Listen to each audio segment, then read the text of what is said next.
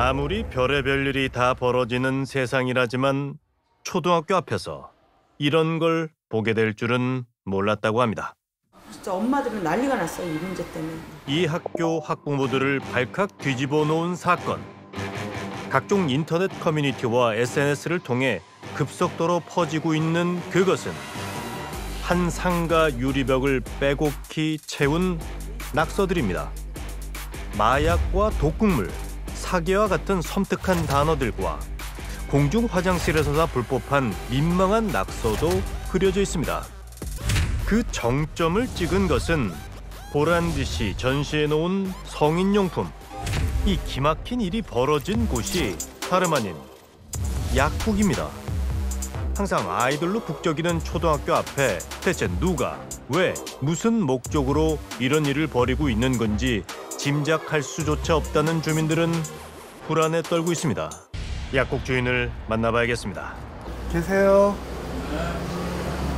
안녕하세요. 저 SBS에서 나왔습니다. 제작진을 반갑게 맞이한 남자는 대뜸 약병 2개를 내놓습니다.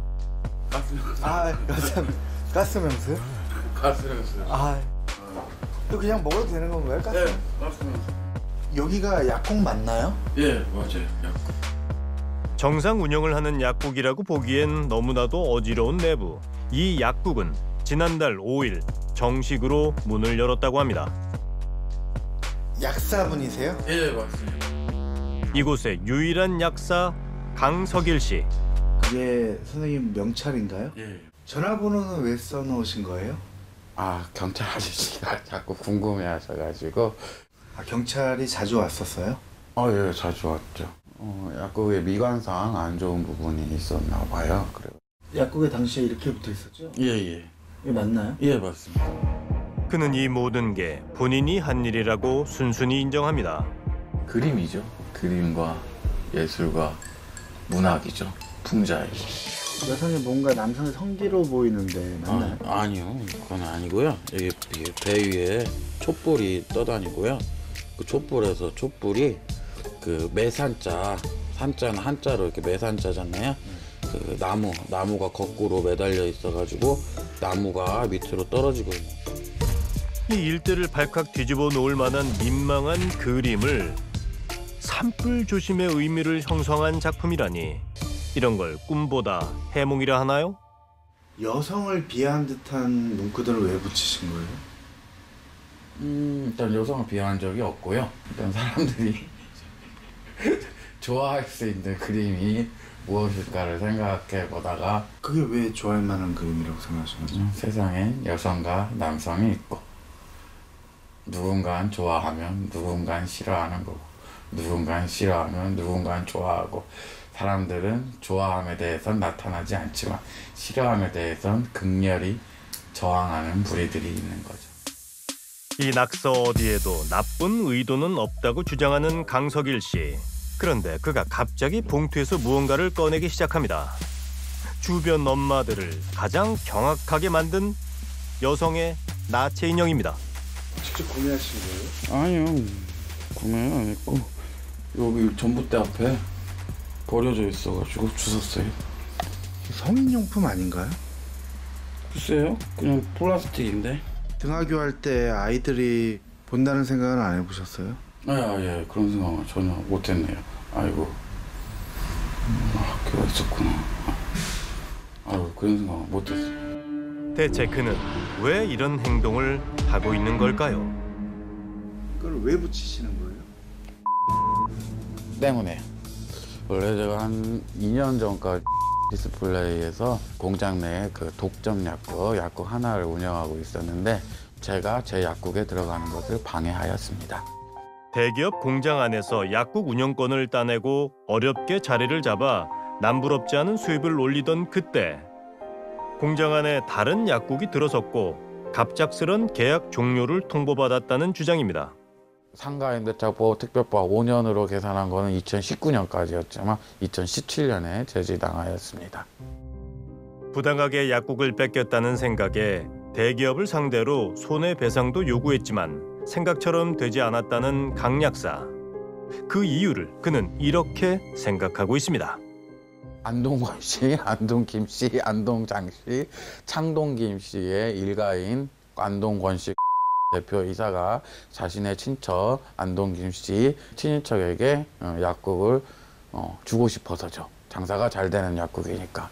초창기에는 월 200, 마지막에는 월 2천까지 수익이 발생했습니다. 근데 그걸 어떻게 확신하실 수 있는 거죠?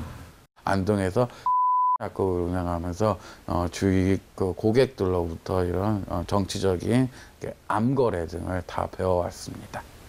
그냥 들리는 소문으로 들리는 소문이고요. 유추하신 거예요? 예. 3섹스 쓰고 싶은데 되게 싫어하네 진짜. 자극적인 그림을 그릴까? 뱀이 이렇게 흘러가네. 뱀이 흘러가네. S자잖아요. 뱀이 S자니까 S자로 흘러가는 대기업 상징하죠. 뱀 새끼 아니야, 간사한 새끼. 오해 소지가 있잖아요. 일부러 저렇게 적으시는 거예요? 네, 학생들 공부하라고 포이그젬플 수능에 나와요. 수능에. 앞에다가 S자는 왜 붙이시는 S 아닌데 뱀인데. 그럼 뱀이고 EX 가로 열면 포이그젬플 예를 들면 수능 시험 공부하라고. 이따 공부시켜주는 건데 무료가 왜? 딱 들어도 말도 안 되는 해석이지만 남들이 모르는 의미라도 있는 걸까? 이 그림을 붙여놓고 그는 몹시 흡족하게 바라봅니다. 그런데 우리는 얼마 전 약국 주인으로부터 이상한 의뢰를 받았다는 사람을 만날 수 있었습니다. 본인이 이제 이렇게 저한테 써줬어요. 얼마 전 그가 명함을 주문하며 건넨 메모라고 합니다. 연예인 여성용 수면제. 마치 약국 유리벽에 도배한 종이들을 그대로 옮겨놓은 듯한 디자인. 이 빼곡한 글자 중 그가 특별히 강조해달라고 의뢰한 단어는 해결 전문 약사라 하니 해결 전문 약사요? 예. 경찰청장이랑 말 다 끝냈다고 합의했다, 프로포폴을 자기가 가지고 있다, 마약을 판매한다, 저희한테 프로포폴 필요하면 오시라고 해서. 무엇보다 이 상황이 염려스러운 건 그가 약을 다루는 약사이기 때문입니다. 마약도 있어요. 마약. 몰핀보다 진통성분이 30배 정도 더 높은 마약입니다. 여기엔 잘못 사용하면 사람의 건강은 물론 생명까지 앗아갈 수 있는 약도 많습니다. 내가 사용한 거예요. 나도 아프니까. 저기 어떻게 소송하다 어떤 사람이 소송장 받고 한 달 만에 죽었는데요. 그 사람이 귀신이 한 달 전에 나한테 들어왔어요. 그래갖고 나도 이제 오른쪽이 딱 상반신 오른쪽이 마비되더라고요. 우와, 웬일이야. 드물게나마 사정을 모르고 찾아오는 손님들도 있습니다. 그에게 약 조제를 맡겨도 괜찮을까?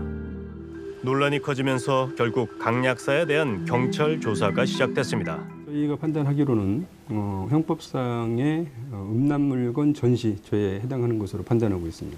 누가 봐도 이상한데 문제는 그 정도의 사안을 가지고 또 보건당국이나 경찰에서 특별히 어떤 강제력을 발동할 수 있는 요건이 되지 않는다는 데 문제가 있습니다. 약국의 관리와 허가를 담당하는 보건소에서도 뾰족한 답을 찾지 못했습니다.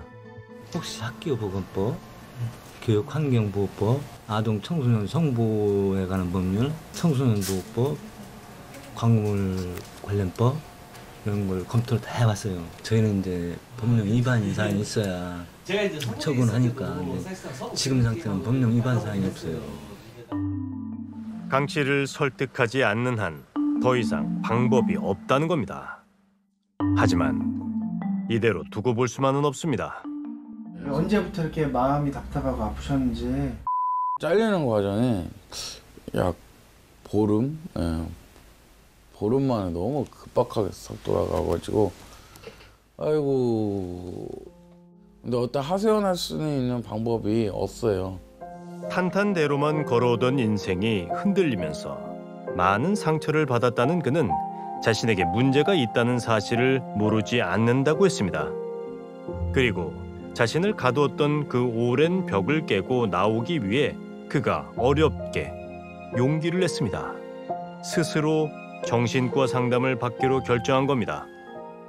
진단은 양극성 정동장의 현존 조증으로 생각이 돼요. 그것도 정신병적인 증상이 동반된 걸로 생각이 되고, 이분이 써놓은 글을 봐도 사고 자체가 막 뛰어다니는 느낌들 너무 많고, 그리고 내 행동이나 말이 생각을 쫓아갈 수 없을 정도로 빠르고, 치료 적극적으로 하면 4주 정도 지나면 완전히 안정될 가능성은 꽤 높아요. 다행히 조기에 병원을 찾은 덕에 치료만 잘 받는다면 희망이 있다고 합니다. 지역 보건소도 그가 치료를 잘 받을 수 있도록 돕기로 했습니다. 꼭 4주 지켜서 꼭 4주는 지킬게요. 치료 받아봅시다. 그날 오후 약국 유리창에 붙였던 종이들을 스스로 떼어내며 석일 씨가 입원 준비를 시작합니다. 네, 저도 나왔으면 좋겠죠. 나올 수 있다고 생각하고. 이제 약사 면허란 게 또 면허 1조 조항에 심한 정신병자는 면허 뺏기거든요. 그래서 거기는 안 들어가야겠다. 용기 있는 첫걸음이 다음 걸음으로 이어지기를. 그래서 머지않아 주변을 걱정시키는 자칭 해결사가 아니라 아픈 사람들을 돕는 진짜 약사로 다시 돌아오길 기대합니다. 선생님, 환불 안 해주실 거예요? 약을 비싸게 하셨으면 환불을 해줄 수 있는 거잖아요. 최소제를 썼는데 5만 원 주신 거예요. 총 10만 원이 결제가 됐어요. 듣자마자 바로 취소해달라고 했죠. 저는 법원에다가 민사소송을 내라. 그는 최근 온라인을 뜨겁게 만든 5만 원 약국의 폭리 약사가 되어 나타난 겁니다. 우매한 국민 여러분, 앞으로 약국에서 약을 살 때는 약사가 약품의 가격을 잘 고지하는지 확인하세요. 현행 약사법으로 나같이 싸가지 없는 놈을 처벌할 방법은 없어요. 지금 강 약사는 뭘 꿈꾸고 있을까요?